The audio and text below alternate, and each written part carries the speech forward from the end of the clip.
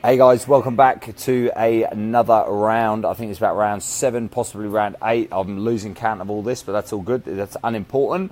Now we're going to be talking about eye convergence. Now, if you've done one of Chris Miller's warm-ups or you're on his Primal Thenix website, I'm gonna bring him on now, which is www.thehealthandfitnessguy.com. Then you will have done some of this mad stuff with the eyes. Okay, so Chris is going to be on in a second, so bear with it. It's just adding him. Tom, Here how he are is. Hello, mate. How are you? you? Yeah, good. So I don't know if everybody knows, but I'm also a stay-at-home dad. So I'm just entertaining my 2.5-year-old as we have a quick chat today. Awesome. So I was just explaining a little bit about. Well, I wasn't explaining. I was saying that if anyone's ever done any of your stuff, you do delve into some quite weird and wonderful things. And I was actually literally we did one of the warm-ups at the gym today, and the eye convergence was there, and that's what gave me the idea. I was like, I think it would be pretty cool to explain to people what eye convergence is and why do we do it. Fire away. Sure thing. Sure. Look, the eyes are one of the most important aspects to your health and fitness. And if you're an athlete, one of the most important with strength and conditioning. Look, convergence is your ability to stare at an object out in front of your eyes and then bring that object in and maintain focus on that object. So it's about sort of, seeing something just in front of you and bringing that in towards your nose. Now, that's really important because what it does is it helps you see objects as they move towards you. So if you're an athlete or something like that, tracking a ball in as it moves towards your face, if you're a boxer or something like that. Now, the eyes, why they're so important is they're one of the biggest inputs of information into the brain. So, I talk about proprioception, I talk about sensory somatic cortex, and the eyes play a huge part in sending information to the brain and making all the other information from our joints and muscle tissues and etc. They really give it a importance in the brain and understanding in the brain. Now, with convergence, if we spend so much of our time staring at our phone, like I'm doing now, you kind of get stuck in that position. So there's a couple of things with the convergence. There's convergence deficiency where you find it hard to look at an object and bring it in. And you'll find that either one eye will just pop out to the side or you're unable to do it. And it causes things like dizziness, nausea, vertigo, irritability, headaches, etc. Then there's also convergence excess. And so that is we spend so much time staring at our phones and objects up close that your eye muscles and the nerves get so tense, so tight that they then cause very similar issues to the deficiency.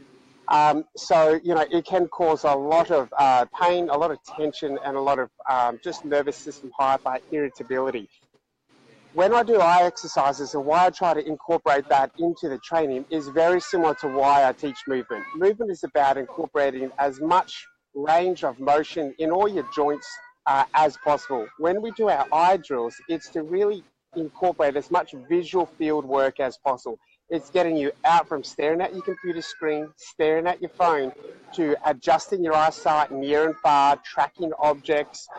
It's getting you to look to the left, to the right, up, down, big circles. So it helps increase all the input into your brain, but most importantly, it helps identify if there are weaknesses. So I had a client the other day, they were able to come in, they could do little circles around one eye.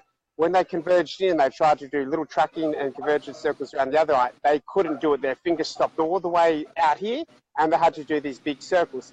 So what we're able to identify then is she had this huge deficiency in this visual field on the right side. So what that means is when she goes to turn or sees an object on that right side, she has to turn her whole body or she has to turn her whole neck as opposed to her eye just darting right. So she's constantly having to adjust her posture to increase her visual field. And that's why vision can plays a big role in posture, plays a big role in muscular tension. They're starting to do some studies now and link vision and vision deficiencies with things like scoliosis and things like that. So Look, I'm by no means an optometrist, a qualified ophthalmologist in any way, shape or form. But what I try to do with this is just get you thinking and exploring with your eyes. And if there is an issue, go see an expert. Otherwise, just like everything else, train it, use it, because if you don't use it, you'll lose it. Right. That's it's pretty much hit the nail on the head. So just quickly here. So would that sort of stuff, like, could that type of thing be damaged by like blows to the head, you know, like things like that? Yeah. Like if you get punched in the face or punched in the eye, or if you're a boxer or if you're a fighter or something like that. So that can like throw out your vision and stop you from being able to move your eyes correctly. And I suppose that compensation method like that you're talking about, if I see something over here and I can't move my eyes, I'm going to turn my whole head. You're going to get those problems posturally and all that sort of stuff. So exactly right. Like trauma can make a difference. Certainly can. And trauma, so particularly head knocks, is going to affect more something called the visual ocular reflex. So that's what your inner ear and your eye, they line up like a sniper target. And when that sniper target becomes skewed, you have this really poor, engagement of how the inner ear and your eyes and how you adjust the eyes and the ear based on movement. And that's one of the things that trauma injuries to the head can really affect. So look, it's all related. If you have issues like that, you need to go see your GP, go see your optometrist, your ophthalmologist, your neurologist.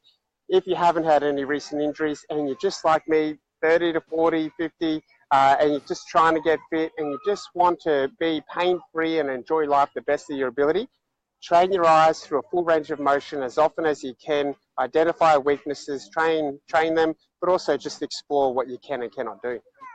That's awesome, man. So basically, guys that are watching, so when you're in my gym, and obviously when you're on the Health and Fitness Guide website.com.au, you can understand a little bit about why there's some crazy stuff in there and understand a little bit more. So Chris, thank you very much, man. I'm going to translate that back to our clients this afternoon because I've already had a couple of people going like, what the hell is this? You know what I mean? So now we know. That's awesome, mate. Enjoy it. Look after your kids, brother, and I'll talk to you soon. Thanks. See you soon. Thanks, everyone. All right, mate. See ya.